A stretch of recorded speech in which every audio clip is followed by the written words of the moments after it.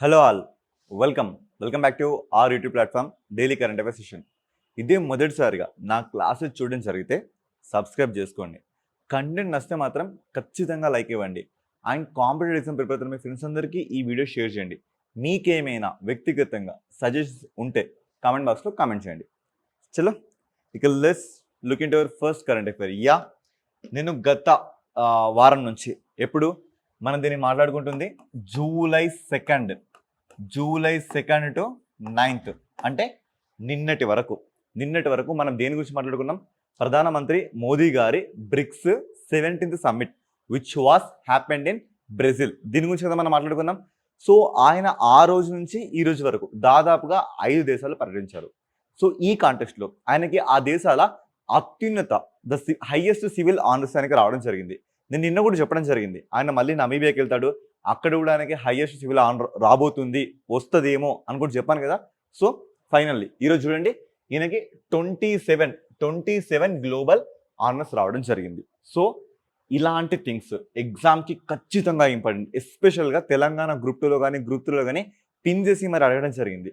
So ఖచ్చితంగా పోటీ పరీక్షలు ప్రిపేర్ అవుతున్న ఏ అభ్యర్థి కానీ ఇలాంటి థింగ్స్ మాత్రం అస్సలు మీరు వదిలిపెట్టకండి, ఓకేనా?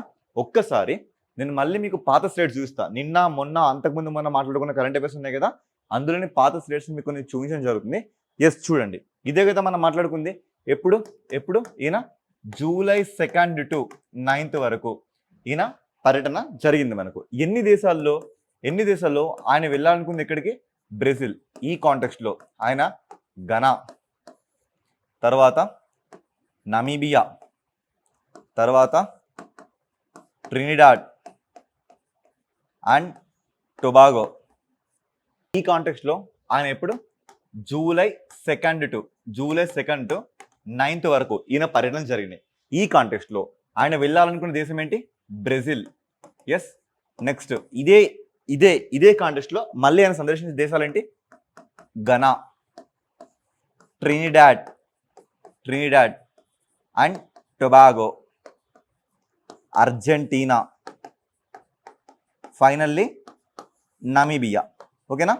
ఎస్. ఈ కాంటెక్స్ట్లో ఈయనకి ఎన్ని దేశాల సివిల్స్ హైయెస్ట్ ఆనర్స్ లభించాయి? బ్రెజిల్ నుంచి లభించింది, ఘనా నుంచి లభించింది, ట్రినిడాడ్ అండ్ టొబాగో నుంచి లభించింది, ఫైనల్లీ నమీబియా నుంచి కూడా లభించింది. ఇది కాంటెక్స్ట్ అండి. ఈ కాంటెక్స్ట్లో ఈయనకి ఎన్ని ఇప్పటి వరకు 27 హైయెస్ట్ ఆనర్స్ దీనికి లభించడం జరిగింది. సో చూడండి, ఫైనల్ ఇక్కడ బ్రెజిల్, అంతకుముందు ఇక్కడ ట్రినిడాడ్ టొబాగో, అంతకుముందు ఘనా, అంతకుముందు సైప్రస్, అంతకుముందు శ్రీలంక, అంతకుముందు మారిషస్. సో ఇక్కడ మనం చూస్తున్న ఈ ప్రతి అవార్డ్స్, ఈ అన్ని అవార్డ్స్ ఈయనకి ఎప్పుడు లభించాయి? 2025లో. ఇవి మాత్రం ఖచ్చితంగా ఇంపార్టెంట్ అండి. సో మీరు ఇక్కడ చూడొచ్చు ఆ 27 ఆనర్స్ మొత్తం. ఇక్కడ మీరు చూస్తే బ్రెజిల్ అధ్యక్షుడు లులా డా సిల్వా కానీ, తర్వాత నమీబియా కానీ, ట్రినిడాడ్ అండ్ టొబాగో కానీ, ఇక్కడ చూస్తే ఘనా కానీ, ఇక్కడ చూస్తే సైప్రస్ కానీ, మిత్ర విభూషణ్ కానీ, ఇలా మీకు అన్ని అవార్డ్స్ ఇక్కడ కనబడుతున్నాయి, ఓకేనా? ఎస్. ఇదే కరెంట్ అఫైర్ నిన్న చూస్తే మనకి ఎన్ని? 26 ఆనర్స్ కనబడ్డాయి. ఇదే కరెంట్ అఫైర్ని మనం 2 days కింద చూస్తే మనకి 25. అర్థమవుతుందా? 2 days కింద చూస్తే మనకి 25, అంతకు ముందు చూస్తే మనకి 24గా కనబడ్డాయి. అర్థమవుతుందా? So current affair it's not a static point, it is completely a dynamic thing. అర్థమవుతుంది కదా? సో ప్రతిరోజు ఇలా ఇది ఎవాల్వ్ అవుతుంది. ఈ కాంటెస్ట్లో ఈయనకి ఈరోజు ఎక్కడి నుంచి లభించింది? నమీబియా నుంచి. అర్థమవుతుందా? సో ఈ పేపర్ స్లైడ్ అదే చెప్తుంది. ఈవిడ ఎవరు? ఈవిడ నమీబియా ప్రెసిడెంట్ నెటుంబా ఇస్తూ ఇక్కడ చాలా విషయాలు మాట్లాడుకున్నారు. ఇక్కడ నమీబియా వచ్చింది కాబట్టి దాని క్యాపిటల్ వచ్చేసి విండ్హోక్, ఓకేనా? క్యాపిటల్ వచ్చేసి విండ్హోక్, ఓకే? ఎస్. ఈ క్యాపిటల్లో ఈయన చాలా విషయాలు మాట్లాడడం జరిగింది. సో చూడండి, సస్టైనబుల్ డెవలప్మెంట్ గురించి కానీ, లేదు అంటే ఇక్కడ ఈయనకు వచ్చిన తర్వాత ట్రేడ్ కానీ, టూరిజం కానీ, ప్రపంచ దేశాల్లో మన ట్రేడ్ని ఏ విధంగా మనం ఎస్టాబ్లిష్ చేయాలి, మన బంధం అనేది కేవలం ఇది డబ్బుకు సంబంధించినదే కాదు, పరస్పర అభివృద్ధికి సంబంధించిన బంధం కూడా అని చాలా రకాలుగా ఇక్కడ మోడీ గారు మాట్లాడడం జరిగింది. సో ఇవన్నీ మనకి ఏం అవసరం లేదు, జస్ట్ ఆ అధ్యక్షురాలు ఎవరు, ఆయనకి ఇచ్చిన అవార్డు ఏంటి, ఇది మాత్రం సరిపోతుందండి, ఓకేనా? ఎస్. చూడండి, ఎస్, ఈయనకు వచ్చిన అవార్డు ఏంటి? The most ancient order of the Welwitschia Mirabilis. అర్థమవుతుందా? ఇది ఎవరి అవార్డు? Namibia award. అర్థమవుతుందా? ఈవిడ పేరేంటి? నెటుంబా ఇవ్వడం జరిగింది. సో ఇదే కాంటెక్స్ట్లో బ్రెజిల్ ప్రెసిడెంట్ ఎవరు? లులాడా సిల్వా. సో ఇదే కాంటెక్స్ట్లో ఘనా ప్రెసిడెంట్ ఎవరు? జాన్. సో ఇలా మీరు ప్రతి ఒక్కరిని అబ్జర్వ్ చేసిన అవసరం ఉంది. అండ్ ఈ కరెంట్ అఫైర్స్ మాట్లాడిన ప్రతిసారి నేను ఆయన వెళ్ళిన స్టేట్స్, ఆయన వెళ్ళిన కంట్రీస్ మీద డిస్కస్ చేయడం జరిగింది. ఈ ఘనా ఎస్పెషల్లీ ఎక్కడ లొకేట్ అయింది? వెస్టర్న్ ఆఫ్రికాలో లొకేట్ అయింది. దీని పక్కన చూసుకుంటే కోట్ డి ఐవరీ కానీ, బుర్కినో ఫాసో కానీ, టోగో ఐలాండ్స్ కానీ, సో వీటన్నిటిని ఇలా మనం ప్రతిదీ డిస్కస్ చేసాం. సో చూడండి, జాన్ డ్రమానీ మహామా కనబడుతున్నారా? ఇవన్నీ మనం ఇంతకుముందు డిస్కస్ చేయడం జరిగింది. ఇదే విధంగా ట్రినిడాడ్ టొబాగో అధ్యక్షురాలు పేరేంటి? క్రిస్టియన్ కర్లా. ఓకే, సో అలాగే అర్జెంటీనా గురించి మాట్లాడుకోవడం జరిగింది. సో ఇలా ప్రతి ఒక్కటి ఈయన వెళ్ళిన ఈ టూర్ సందర్భంగా ఆయనకు లభించిన హైయెస్ట్ ఆనర్స్ కానీ, అక్కడ ఆయన మాట్లాడిన విషయాలు కానీ, ఆయన ఎక్స్పీరియన్స్ అయిన థింగ్స్ కానీ, ఈ ప్రతి ఒక్కటి ఎగ్జామ్ పాయింట్ ఆఫ్ వ్యూలో మనకి చాలా ఇంపార్టెంట్. అర్థమవుతుందా? సో ఇదే కాంటెక్స్ట్లో మీరు ఇక్కడ చూస్తే ఈయన ఎప్పుడైతే ఘనాకు వెళ్ళడం జరిగిందో అక్కడ ఆ సిచ్యువేషన్లో మనం ఇక్కడ చూడొచ్చు. సో ఘనా తర్వాత ఈయన ట్రినిడాడ్ అండ్ టొబాగోకి వెళ్ళిన తర్వాత ఈయనకి ఎదురైన సంఘటన ఏంటంటే, సో మీ ఇక్కడ సంథింగ్ పీపుల్ ఆర్ క్లాపింగ్. అర్థమవుతుందా? Something people are clapping, like చప్పట్లు కొట్టడం జరుగుతుంది. సో ఈ ఆర్ట్ని ఏమంటారు? ఇది భోజ్పూరికి సంబంధించిన ఒక ఆర్ట్. ఈ ఆర్ట్ పేరు ఏంటంటే చౌతల్. అర్థమవుతుందా? ఈ ఆర్ట్ పేరేంటి? చౌతల్ అంటే 4 చప్పట్లు అంట. అంటే 1 2 3 4 ఇలా కొట్టడాన్ని దీన్ని ఏమంటున్నారు? చౌతల్ అంటున్నారు. వీళ్ళ చేతిలో చూడండి, it's a kind of instrument అనేది ఒకటి ఉంది. అర్థమవుతుందా? దాంతో ఇలా చేస్తుంటారు. సో ఇలాంటి ఒక ఆర్ట్ని ప్రధానమంత్రి మోదీ గారికి ఇక్కడ ట్రినిడాడ్ అండ్ టొబాగోలో మన భారతదేశ సంస్కృతిని చూపెట్టడం జరిగింది. ఇది కాంటెక్స్ట్. సో సింప్లీ ఇటీవలి కాలంలో చౌతల్ అనే పదం కనబడుతుంది. అది దేనికి సంబంధించింది, అసలు అది ఏంటి అనే రకమైన క్వశ్చన్స్ని ఎక్స్పెక్ట్ చేయొచ్చు. ఓకేనా? ఎస్, చూడండి, దీని గురించి కాస్త రివ్యూ చూస్తే, సో చౌతల్ దీన్ని మనం ఇంకేమంటున్నాం? చార్తాల్ అంటున్నాం. చార్ అంటే ఎంత? 4, తాల్ అంటే తాళం అన్నట్లుగా. నెక్స్ట్ చౌతాల్ అంటే 4 తాళాలు అని కూడా మనం లేవడం జరుగుతుంది. దీంట్లో చూసుకుంటేనంట మనకి 12 బీట్స్ అంటే 12 రకాల తాళాలు ఉంటాయంట. అంటే 4:2:2:4గా. సో ఇక్కడ 12 తాళాల వరకు ఇక్కడ మనకు కనబడుతున్నాయి అంటారు. దీన్ని ఎస్పెషల్లీ ఏ సింగింగ్లో వాడేవారంటే ధ్రుపద అండ్ ధర్మార్ స్టైల్ సింగింగ్లో ఇలాంటి ఇన్స్ట్రుమెంటల్ థింగ్స్ని వాడేవాళ్ళంట. ఇక నెక్స్ట్ చూసుకుంటే ఇది నార్త్ ఇండియా క్లాసికల్ మ్యూజిక్కి సంబంధించిన ఇష్యూ అని చెప్పడం జరుగుతుంది. ఇక చూస్తే ఏ సాంప్రదాయంలో అంటే ఎస్, పక్వాజ్ ట్రెడిషన్ పేరేంటి? పక్వాజ్ ట్రెడిషన్ సాంప్రదాయంలో దీన్ని వాడేవాళ్ళంట. సో జనరల్గా ఇటీవలి కాలంలో చౌతాల్ అనే వర్డ్ కనబడింది. That related to what? లేదంటే మోడీ గారు ఏ దేశానికి వెళ్ళిన సందర్భంగా ఈ చౌతాల్ ఆర్ట్ని ప్రదర్శించడం జరిగింది. ఎక్కడికి? Trinidad and Tobago. ఆ ట్రినిడాడ్ అండ్ టొబాగో అధ్యక్షురాలు ఎవరు కానీ, ఘనా అధ్యక్షుడు ఎవరు కానీ, బ్రెజిల్ అధ్యక్షుడు ఎవరు కానీ, నమీబియా అధ్యక్షురాలు ఎవరు కానీ, ఎస్పెషల్గా విమెన్ని పాయింట్ ఆఫ్ వ్యూలో చూస్తూ మీరు వీళ్ళని నోట్ చేసుకోవాల్సిన అవసరం ఉంది. అర్థమవుతుందా? ఎస్. ఇక నెక్స్ట్ కరెంట్ అఫైర్ చూడండి. The name is what? Penico. So ఇప్పుడు పెనికో అనే సివిలైజేషన్ బయటకు వచ్చింది. అప్రాక్సిమేట్లీ ఇది ఎన్ని సంవత్సరాల పురాతనమైందంటే 3500 సంవత్సరాల పురాతనమైందంట. సో చూడండి, హరప్ప మొహంజోదారో కంటే చాలా పురాతనమైంది. అర్థమవుతుంది కదా? సో ఇలాంటి ఒక సంస్కృతి ఇప్పుడు బయటపడింది. ఎక్కడ బయటపడింది? ఏ దేశంలో బయటపడింది? పెరూలో బయటపడింది. ఓకేనా? చూడండి, archaeologist recently unveiled 3500 years old named Penico in Peru. So ఇది కాంటెక్స్ట్, ఇది ఒక సందర్భం. సో దీన్ని మనం కాస్త detail review and exam point of వ్యూలో మనం చూస్తే, ఎస్పెషల్గా ఇది ఎక్కడ మన గడబడిందంటే బరాంకా ప్రొవిన్స్. సో ఆ ప్రావిన్స్ పేరేంటి? బరాంకా. సో మన దగ్గర స్టేట్స్, మన దగ్గర రాష్ట్రాలు, జిల్లాలు, మండలాలు మనం మాట్లాడుకుంటాం కదా, అక్కడ బరాంకా ప్రొవిన్స్లో ఇది మనకి బయటపడింది. సో చూస్తే ఇది పెరు క్యాపిటల్. ఈ లీమాకు 200 kilometers దూరంలో ఉంది అంట. అర్థమవుతుందా? లీమాకు 200 kilometers దూరంలో ఉంది. సో ఇదే విధంగా మనం యుఎస్ఏ కల్చర్ చూసుకుంటే అక్కడ మనం కనబడుతున్న నాగరికత పేరు ఏంటంటే కారల్. సో పేరేంటి? కారల్. ఈ కారల్ నాగరికత ఇది దాదాపుగా 5000 years ఎగోకి సంబంధించిన నాగరికత. సో దీన్ని పోలి అంటే దీనికి అప్రాక్సిమేట్లీ ఈ సిచ్యువేషన్ దగ్గరగా ఈ నాగరికత డెవలప్ అయింది. సో చూసుకుంటే సూపే వ్యాలీ ఆఫ్ పెరూలో కూడా ఈ నాగరికత మనకు కనబడుతుందని చెప్తున్నారు. ఓకేనా? కాస్త దీన్ని మనం రియల్ టైం విజువలైజేషన్ చూస్తే మనకి ఇంకాస్త డీటెయిల్గా అర్థమవుతుంది. ఓకే, చూడండి ఇది మనకి బరాంకా ప్రావిన్స్. ఫస్ట్లీ ఈ పెరును అబ్జర్వ్ చేయండి. యా, ఫస్ట్లీ ఈ పెరుని మీరు అబ్జర్వ్ చేయండి. ఇదంతా ఏంటి? సౌత్ అమెరికా కాంటినెంటే కదా. ఎస్, ఇదంతా సౌత్ అమెరికా కాంటినెంట్. సో చూడండి ఇదంతా మనకి పెరు కంట్రీ. పెరులో క్యాపిటల్ ఏమని చెప్పాం? లీమా అని మాట్లాడాం కదా. ఈ లీమాకి ఎగ్జాక్ట్గా 200 కిలోమీటర్స్ దూరంలో మనకి బరాంకా ప్రావిన్స్ లొకేట్ అయ్యింది. ఈ బరాంకా ప్రావిన్స్లో చూడండి కంప్లీట్గా హిల్ రేంజెస్ మీకు కనబడుతున్నాయి కదా. ఈ రేంజెస్లో మనకి ఈ సంస్కృతి కనబడింది. సో చూడండి ఎంత ఎంత డెన్స్గా మనకు కనబడుతుంది. సో ఇలా రియల్ టైం విజువల్స్లో ప్రతి దాన్ని మీరు ఎక్స్పీరియన్స్ అవ్వండి. సో ఇంత డెన్స్ దీంట్లో మనకి ప్రెసెంట్ కనబడ్డ నాగరికత పేరేంటి? ఏంటి? పెనికా. ఓకేనా? ఎస్. సో పెనికో నాగరికత మనకి బయలుపడింది. ఎస్. సో చూడండి పేపర్ ఆర్టికల్ కూడా వచ్చింది. ఇది చాలా ఇంపార్టెంట్, అర్థమైందా? ఖచ్చితంగా నోట్స్ చేసుకోండి. Okay, yes. నెక్స్ట్ టాపిక్ చూస్తే ఇట్స్ అ టెంపుల్. ఆ టెంపుల్ పేరేంటి? తిరుచెందూర్. ఇది సుబ్రహ్మణ్య స్వామికి సంబంధించిన టెంపుల్ అన్నట్లుగా. సో ఈ టెంపుల్లో ఇటీవలి కాలంలో 16 సంవత్సరాల విరామం తర్వాత after the long break of 16 years ఇప్పుడు ఇక్కడ సుబ్రహ్మణ్య స్వామి ఆలయంలో మహాపవిత్రోత్సవం జరిగింది. ఈ కాంటెక్స్ట్లో ఇది చాలా ఇంపార్టెంట్. సో ఇది వచ్చి దీని డిస్ట్రిక్ట్ ఏంటి అంటే తూత్తుకుడి. ఓకేనా? ఎస్, తూత్తుకుడి. సో సింపుల్గా ఇప్పుడు ప్రజెంట్ దీన్ని ఏమంటున్నాం మనం? ట్యూటీకోరన్. ఓకేనా? ఎస్, ట్యూటీకోరన్ అని దీన్ని మనం పిలవడం జరుగుతుంది. సో ఇప్పుడు ఈ టెంపుల్ లైమ్లైట్లోకి వచ్చింది కాబట్టి మనం డైరెక్ట్ క్వశ్చన్స్ ఎక్స్పెక్ట్ చేయొచ్చు. ఎలా అంటే ఇటీవల కాలంలో కనబడ్డ తిరుచెందూర్ ఆలయం అది ఏ రాష్ట్రంలో ఉంది, అది ఏ దేవుడికి సంబంధించిన ఇష్యూ, అండ్ దాని ఆర్కిటెక్చర్ మీద కూడా మనకు కొన్ని క్వశ్చన్స్ కనబడతాయి. ఫస్ట్ మీరు అబ్జర్వ్ చేయండి. సో చూస్తే ఈ టెంపుల్ చూడండి ఒక బీచ్కి దగ్గర ఉండి కనబడుతుంది కదా. ఇదంతా ఏంటి? బే ఆఫ్ బెంగాల్, బంగాళాఖాతం.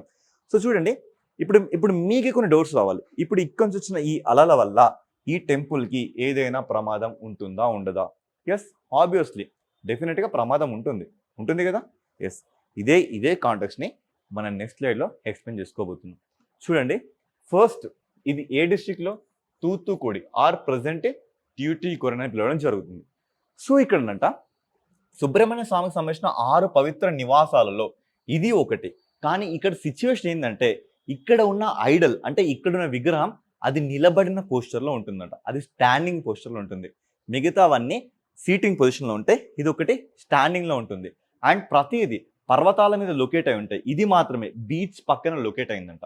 ఎక్కడైనా సరే ప్రధాన ద్వారం అనేది తూర్పు వైపున ఉంటాయి, ఇక్కడ మాత్రం పశ్చిమ వైపున ఉంటుంది. ఎందుకు? రీజన్ ఏంటి అంటే సముద్ర అలల తాకిడి వల్ల ఇది జరుగుతుందంట. ఇక తర్వాత మనం చూసుకుంటే ఈ టెంపుల్ మొత్తాన్ని రెడ్ శాండ్ స్టోన్తో దీన్ని కట్టడం జరిగింది. ఇక మనం చూసుకుంటే ఇక్కడ సుబ్రహ్మణ్య స్వామి నిలబడి ఉన్నాడు. గోపురం వచ్చేసి 9 స్టేర్స్ అంటే 9 అంతస్తులుగా 138 ఫీట్ హైట్లో దీన్ని నిర్మించడం జరిగింది. ఒకసారి చూస్తే మీకే క్లారిటీ వస్తుంది. సో చూడండి ఇది తిరుచెందూర్ మురుగన్ టెంపుల్. సో ఈ టెంపుల్ని కాస్త డీటెయిల్గా మీరు అబ్జర్వ్ చేయండి. ఎస్, చూడండి కాస్త డీటెయిల్గా ఎక్కడుంది? తమిళనాడు స్టేటే కదా. సో చూడండి ఇదంతా ఏంటి? Gulf of Mannar. ఇక్కడ నుంచి వరదలు, ఇక్కడ నుంచి ఫ్లడ్స్ లేదా ఇక్కడ నుంచి టైడ్స్ ఇలా ఈ టెంపుల్ని ప్రతిసారి హిట్ చేస్తూనే ఉన్నాయి. సో క్లారిటీగా ఈ టెంపుల్ని మీరే అబ్జర్వ్ చేయండి. ఇలా ప్రతిసారి టైడల్స్ ఈ టెంపుల్ని అబ్జర్వ్ చేస్తున్నారు. సో మీకు రెడ్గా కనబడుతుంది కదా, ఇదంతా ఏంటి? Red sand stone. దీంతో ఈ టెంపుల్ని కన్స్ట్రక్ట్ చేయడం జరిగింది. సో చూడండి ఈ రకంగా ప్రతిదీ వచ్చి ఇక్కడ హిట్ చేయడం జరుగుతుంది. ఓకేనా? Yes. Next current affair. Yeah, Andhra Pradesh ఒక కొత్త ఇనిషియేటివ్ తీసుకురావడం జరిగింది. ఆ ఇనిషియేటివ్ ఏంటంటే దోమల్ని అంతం చేయాలి. బట్ దేంతో? ఆర్టిఫిషియల్ ఇంటెలిజెన్స్తో. అర్థమవుతుందా? To eradicate mosquitoes with the base of artificial intelligence and the cooperation of IoT, internet of things. So ఎలా చేస్తారంటే ఏఐకి సంబంధించిన కొన్ని సెన్సార్స్ని అమర్చడం జరుగుతుంది. ఇక్కడ డ్రోన్స్లో ఈ డ్రోన్స్ అనేటివి ఫ్లై అవుతూ ఆ మస్కిటోస్ని సర్చ్ చేస్తూ వాటిని చంపేస్తాయంట. సో ఒకసారి చూడండి, Andhra Pradesh government launch the AI based mosquito control programme. ఆ స్టేట్మెంట్ మీరు గుర్తుపెట్టుకోవాలి. AI based mosquito control programme. దాని పేరు ఏంటంటే స్మార్ట్ మస్కిటో సర్విలెన్స్ సిస్టమ్. పేర్లోనే ఉంది. సర్విలెన్స్ అంటే ఏంటి? నిఘా పెట్టడం. వేటి నిఘా పెట్టడం? మస్కిటోస్ నిఘా పెట్టడం. ఎందుకు సార్ అంటే ఇది మాన్సూన్ సెషన్ కదా. ఇప్పుడు ఈ రోగాల తాకిడి, ఈ అంటువ్యాధులు ఎక్కువగా మనకి అంటుకునే ప్రమాదం ఉంది.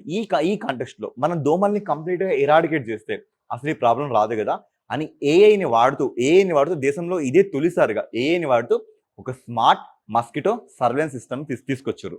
దీన్ని ఎక్కడెక్కడ వీళ్ళు అలోకేట్ చేద్దాం అనుకుంటున్నారంటే 66 లొకేషన్స్ ని వీళ్ళు తీసుకోవడం జరిగింది. అందులో 6 municipal corporations including Visakhapatnam, Vijayawada, Kurnool వీటన్నిటిలో దీన్ని ఇంప్లిమెంట్ చేద్దాం అనుకుంటున్నారు. సో చూస్తే ఇక్కడ మనకు అర్థమవుతుంది ఆ ఏపోడ్ మస్కిటో సెన్సార్స్ ని మనం అమరుస్తారంట ఇందులో డ్రోన్స్ లో along side the IoT devices. So ఇలా అమర్చి డిటెక్ట్ ద మస్కిటో స్పీషీస్, అసలు మస్కిటో జాతులు ఎక్కడి నుంచి వస్తున్నాయి, వాటి జెండర్ ఏంటి, వాటి పాపులేషన్ డెన్సిటీ ఎక్కడ ఎంత ఉంది, అండ్ టెంపరేచర్ ఎలా ఉంది, హ్యూమిడిటీ ఎలా ఉంది, ఈ ప్రతి దాన్ని అబ్జర్వ్ చేస్తూ ఈ దోమల్ని కంప్లీట్ గా ఎరాడికేట్ అంటే అంతమొందించడం చేస్తారంట. అర్థమవుతుందా? ఎస్. సో ఈ కాంటెక్స్ట్ లో ఇప్పుడు ఇది మనకేంటి ఒక కరెంట్ అఫైర్ కనబడింది. సో ఇదే కరెంట్ అఫైర్ మనకి ఎన్నిసార్లు బయాలజీ స్పెక్ట్రంలో ఈ క్వశ్చన్స్ ఎస్పెషల్గా అది ఎస్ఐ కానీ టీసీ కానీ ఇంకా ఎలాంటి ఎగ్జామ్స్ అయినా స్టేట్ లెవెల్లో ఈ క్వశ్చన్స్ మనకి ఎన్నిసార్లు రిపీట్ అయింది. అందుకని ఒకసారి రెమినిస్కింగ్ అంటే మళ్ళీ రీకాల్ చేసుకునే విధంగా ఈ స్లైడ్స్ తీసుకురావడం జరిగింది. ఒకసారి చూడండి. Malaria causes of what? Female Anopheles mosquito. అర్థమవుతుందా? సో మలేరియా ఏ దోమ కుట్టడం ద్వారా వస్తుంది మనకి?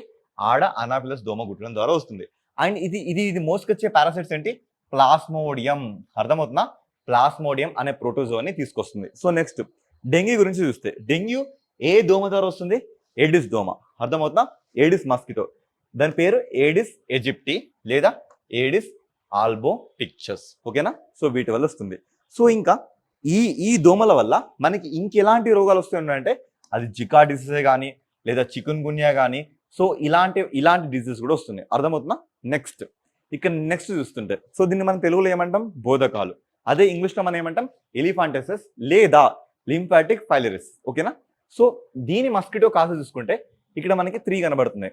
1, 2, 3. ఇక్కడ చూసుకుంటే క్యూలెక్స్ మస్కిటో ద్వారా వస్తుంది, తర్వాత అనాఫిలస్ ద్వారా వస్తుంది, తర్వాత ఏడిస్ ద్వారా కూడా వస్తుంది. అర్థమవుతుందా? సో ఒక టాపిక్ మనకి ఇప్పుడు లైన్లోకి వచ్చింది, మస్కిటో అనే టాపిక్. దీన్ని బయాలజీ స్పెక్ట్రంలో ఎస్పెషల్లీ పాథాలజీ అంటే వ్యాధి కారక శాస్త్రంలో చూసుకుంటే ఏ డిసీజ్ ఏ దోమ కాట వల్ల వస్తుంది. అర్థమవుతుంది కదా? సో ఇలా చూసుకుంటే మనకి సింప్లిఫై అయిపోతుంది. ఓకేనా? ఎస్. నెక్స్ట్ చూస్తే కేరళ ఒక న్యూ మోడల్ స్ట్రక్చర్ తీసుకొచ్చింది. ఆ స్ట్రక్చర్ ఏంటి అంటే సో చదవండి, semi circular class room. Semi circular. ఇప్పటివరకు మన క్లాస్ రూమ్లో ఇలా ముందు టీచర్ ఉంటే 1, 2, 3 అని మన కాలమ్స్గా రోస్ వైజ్గా ఇలా మనం కూర్చున్న వాళ్ళం కదా, అవునా కదా? సో ఇలా కూర్చున్న వాళ్ళం. బట్ ఈ సిస్టమ్ని ఇప్పుడు కంప్లీట్గా బ్యాన్ చేసేసి కేరళ ఎలా తీసుకురావడం జరుగుతుందంటే ఇక్కడ టీచర్ ఉంటే ఇలా అర్థమవుతుందా? ఈ రకంగా సీటింగ్ని తీసుకురావాలి అని కేరళ ఒక కొత్త ఇనిషియేటివ్ స్టార్ట్ చేసింది. సో దీనికి ఇన్స్పిరేషన్ ఏంటి? ఆ ఇన్స్పిరేషన్ ఏంటంటే స్థానార్థి శ్రీకుట్టన్ అనే మూవీ అన్నట్లుగా. సో ఖచ్చితంగా చూడండి ఈ మూవీ. అర్థమవుతుందా? సో మూవీ ఏంటి? ఇది ఇంకా తెలుగులో లేదు, సబ్టైటిల్స్లో ఇంగ్లీష్లో సబ్టైటిల్స్లో మలయాళం లాంగ్వేజ్లో ఉంది. ఓకేనా? ఆ మూవీ పేరేంటి? స్థానార్థి శ్రీకుట్టన్. దీని ద్వారా ఏం జరుగుతుంది ఇప్పుడు మీరే చెప్పండి. ఇలా రో వైజ్గా ఉంటే ఈ వెనకున్న వాడికి ఈ ముందున్న వాడికి ఫ్రంట్ బ్యాక్ బెంచ్ అనకు తేడాలు కానీ లేదా ముందున్న వాడికి ఎక్కువ వినబడి వెనకున్న వాడికి తక్కువ వినబడి లేదంటే ఒక రకమైన వాళ్ళకి ఒక ఇన్ఫీరియర్ కాంప్లెక్సిటీ కానీ ఇవన్నీ జనరేట్ అవుతాయి కదా. సో వీటన్నిటిని కంప్లీట్గా తీసేయాలి అనే పర్స్పెక్టివ్లో దీన్ని తీసుకోవడం జరిగింది. ఎస్పెషల్గా back bencher division, fostering equal participation ఇలా చాలా వరకు తీసుకొచ్చింది.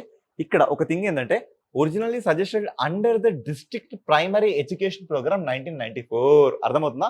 సో తెలుగులో మొదటి జిల్లా ప్రాథమిక విద్యా కార్యక్రమం 1994 కింద ఇలాంటి ఇనిషియేటివ్ తీసుకురావడం జరిగింది అని కరెంట్ అఫైర్ చెప్తుంది. ఓకేనా? ఎస్. ఇక నెక్స్ట్ చూసుకుంటే హర్యానా ఇండియాలో కాదు ఆసియాలోనే అతిపెద్ద బిగ్గెస్ట్ సఫారీని తీసుకురాబోతుంది. అర్థమవుతుందా? సో చదవండి. Haryana to build Asia's biggest jungle safari. So ఎందుకు ఈ బిగ్గెస్ట్ జంగిల్ సఫారీని ఎస్పెషల్గా చూస్తే to promote tourism, to create employment. అర్థమవుతుందా? సో అండ్ బయోడైవర్సిటీ ప్రొటెక్షన్ కూడా ఇవన్నీ కారణాలు చూపిస్తూ ఆసియాలోనే అతిపెద్ద జంగల్ సఫారీని మేము తీసుకురాబోతున్నామని చెప్తుంది. సో ఒకసారి చూడండి అసలు హర్యానా స్ట్రక్చర్ మనకి ఎలా కనబడుతుంది ఒకసారి మీరే అబ్జర్వ్ చేయండి. ఇక్కడ మీకు కనబడుతుంది హర్యానా కదా. మనం ఏం మాట్లాడుకున్నాం? మనకి ఆరావళి హిల్స్ మనకి ఎక్కడెక్కడ లొకేట్ అవుతున్నాయి? ఒకటి Gujarat, next Rajasthan, next Haryana, next Delhi. So ఇలా ఒక లైన్గా మనకి ఏంటి ఆరావళి లొకేట్ అవుతాయా కావా? సో ఈ ఆరావళి హర్యానాలో ఉన్న ఆరావళి అర్థమవుతుందా?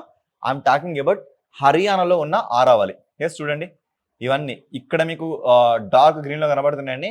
ఈ హర్యానాకి చెందిన ఆరావళి హిల్స్ అన్నట్లుగా. సో చూడండి ఒకసారి మీ కళ్ళతో మీరే చూసి అబ్జర్వ్ చేయండి.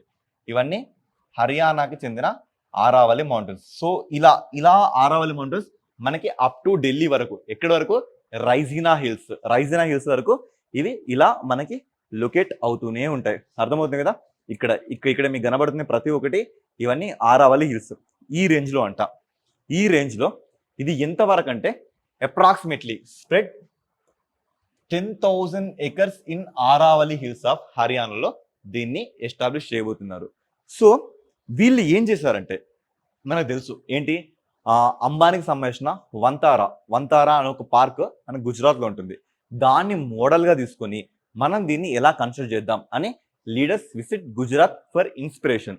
సో ఎవరెవరు? Chief minister Nayab Singh Saini. So దేనికి? Haryana chief minister. ఓకేనా? Haryana chief minister. Next union minister Manohar Lal Khattar. ఇక next environment minister Rao Narbir Singh. వీళ్ళందరూ ఎక్కడికి వెళ్ళడం జరిగింది? Vantara wildlife facility in జామ్నగర్కి వెళ్ళి అక్కడ స్ట్రక్చర్ మొత్తాన్ని అర్థం చేసుకుని హర్యానాలో మనం ఇంకెలా బిల్డ్ చేయాలి అని ఒక థీమాటిక్ వీళ్ళందరూ రావడం జరిగింది. ఇది కాంటెక్స్ట్. ఓకేనా? ఎస్. ఇక నెక్స్ట్ తెలంగాణ చూసుకుంటే మనకేంటి IESI. సో ఇది మనకి ఏ సెక్టర్లో, ఈ అవార్డు మనకి ఏ సెక్టర్ రావడం జరిగిందంటే ఎస్పెషల్గా ఇక్కడ చూడండి, బ్యాటరీ తయారీ రంగంలో అగ్రగామిగా తెలంగాణ నిలిచింది. ఈ కాంటెక్స్ట్ తెలంగాణకు వచ్చిన అవార్డు ఏంటి? సో చూసుకుంటే ఆ అవార్డు పేరు ఏంటి అంటే ఇండియా ఎనర్జీ స్టోరేజ్ అలియన్స్. ఓకేనా? ఇండియా ఎనర్జీ స్టోరేజ్ అలియన్స్ అనే అవార్డు మనకి రావడం జరిగింది. ఓకేనా? ఎస్. నెక్స్ట్ చూసుకుంటే బీహార్లో అంట ఎవరైతే స్థానిక మహిళలు ఉంటారో వారికి మాత్రమే ఎంత percent reservation? 35% reservation. So CM ఎవరు? నితీష్ కుమార్ గారు అనౌన్స్ చేయడం జరిగింది. ఎందుకు? త్వరలో అసెంబ్లీ ఎన్నికలు రాబోతున్నాయి, అంటే ఎమ్మెల్యే ఎలక్షన్స్. ఈ కాంటెస్ట్లో ఈయన ఏమని అనౌన్స్ చేయడం జరిగిందంటే ఖచ్చితంగా ఎవరికైతే 35% కోటా కావాలి అంటే వాళ్ళు బీహార్కి చెందిన మహిళలయ్యే ఉండాలి అనే ఒక కొత్త థీమ్ తీసుకురావడం జరిగింది. అర్థమవుతుందా? ఎస్. ఇక నెక్స్ట్ తొలిసారిగా ఓటు వేయనున్న 3 గ్రామాల ప్రజలంట. అంటే ఇప్పటి వరకు సో చూడండి 1950 నుంచి మొదలుకుంటే 2025 వరకు ఇప్పటి వరకు అసలు వీళ్ళు ఓటే వేయలేదంట. సార్ అలా ఎలా జరుగుతుంది సార్? అసలు ఎలా జరుగుతుందంటే సో ఒకసారి మీరు అబ్జర్వ్ చేయండి. ఎస్. ఇప్పుడు మనకి ఉత్తరాఖండ్ ఉందండి. ఈ ఉత్తరాఖండ్ ఏ దేశంతో ఎక్కువ బార్డర్ షేర్ చేసుకుంటుంది?